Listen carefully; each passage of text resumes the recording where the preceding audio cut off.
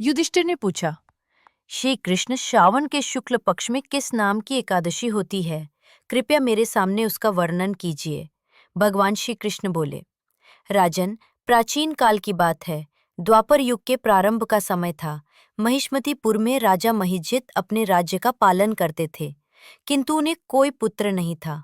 इसलिए वो राज्य उन्हें सुखदायी प्रतीत नहीं होता था। अपनी अवस्था अधिक देख राजा को बड़ी चिंता हुई।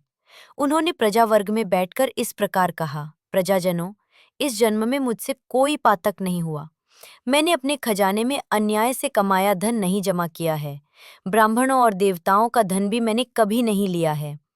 प्रजा का पुत्रवत पालन किया, धर्म से पृथ्वी पर अधिकार जमाया तथा दुष्टों को वे बंधु और पुत्रों के समान ही क्यों न रहे हों, दंड दिया है। शिष्ट पुरुषों का सदा सम्मान किया और किसी को द्वेष का पात्र नहीं समझा। फिर क्या कारण है जो मेरे घर में आज तक पुत्र उत्पन्न नहीं हुआ? आप लोग इसका विचार करें।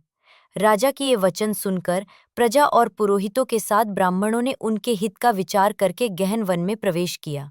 राजा का कल्याण चाहने वाले वे सभी लोग इधर उधर घूमकर ऋषि सेवित आश्रमों की तलाश करने लगे। इतने ही में उन्हें मुनिश्रेष्ठ लोमश का दर्शन हुआ। लोमश जी धर्म के तत्वज्ञ, संपूर्ण शास्त्रों के विशिष्ट विद्वान, दीर्घायु और महात्मा है। उनका शरीर लोम से भरा हुआ है। वे ब्रह्मा जी के समान तेजस्वी है। एक एक कल्प बीतने पर उनके शरीर का एक एक लोम विशीर्ण होता, टूटकर गिरता है। इसलिए उनका नाम लोमश हुआ है। वे महामुनि तीनों कालों की बातें जानते हैं। उन्हें देखकर सब लोगों को बड़ा हर्ष हुआ। उन्हें निकट आया देख लोमश जी ने पूछा, तुम सब लोग किस लिए यहाँ आए हो? अपने आगमन का कारण बताओ। तुम लोगों के लिए जो हितकर कार्य होगा उसे मैं अवश्य करूँगा। प्रजाओं ने कहा, ब्रह्मन, इस समय महिजित नाम वाले जो राजा हैं, उन्हें कोई पुत्र नहीं है। हम लोग उन्हीं की प्रजा हैं, जिनका उन्होंने पुत्र की भांति पालन किया है। उन्हें पुत्रहीन देख उनके दुख से दुखित हो हम तपस्या करने का दृढ़ निश्चय कर यहाँ आए हैं। द्विजोत्तम, राजा के भाग्य से इस समय हमें आपका दर्शन मिल गया है।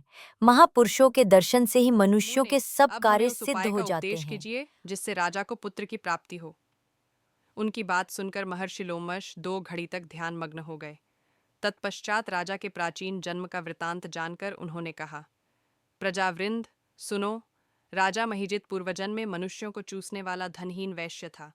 वह वैश्य गांव गांव घूमकर व्यापार किया करता था। एक दिन जेठ के शुक्ल पक्ष में दशमी तिथि को जब दोपहर का सूर्य तप रहा था, वह गांव की सीमा में एक जलाशय पर पहुंचा। पानी से भरे हुई बावली देखकर वैश्य ने वहां जल पीने का विचार किया। इतने में ही वहां बछड़े के साथ व्याकुल और ताप से पीड़ित थी, अतः बावली में जाकर जल पीने लगी। वैश्य ने पानी पीती हुई गाय को हाँककर दूर हटा दिया और स्वयं पानी पिया। उसी पाप कर्म के कारण राजा पुत्रहीन हुए हैं। किसी जन्म के पुण्य से इन्हें अखंड तक राज्य की प्राप्ति हुई है। प्रजाओं ने कहा, मुने, पुराण में सुना जाता है कि प्रायश्चित रूप पुण्य से पाप नष्ट होता है। अतः पुण्य का उपदेश कीजिए जिससे उस पाप का नाश हो जाए। लोमश जी बोले, प्रजाजनों, श्रावण मास के शुक्ल पक्ष में जो एकादशी होती है वह पुत्रदा के नाम से विख्यात है। वह मनोवांछित फल प्रदान करने वाली है। प्रजाओं ने मुनि को नमस्कार किया और नगर में आकर विधिपूर्वक पुत्रदा एकादशी के व्रत का अनुष्ठान किया। उन्होंने विधिपूर्वक जागरण भी किया और उसका निर्मल पुण्य राजा को दे दिया। तत्पश्चात रानी ने गर्भ धारण किया और प्रसव का समय आने पर बलवान पुत्र को जन्म दिया।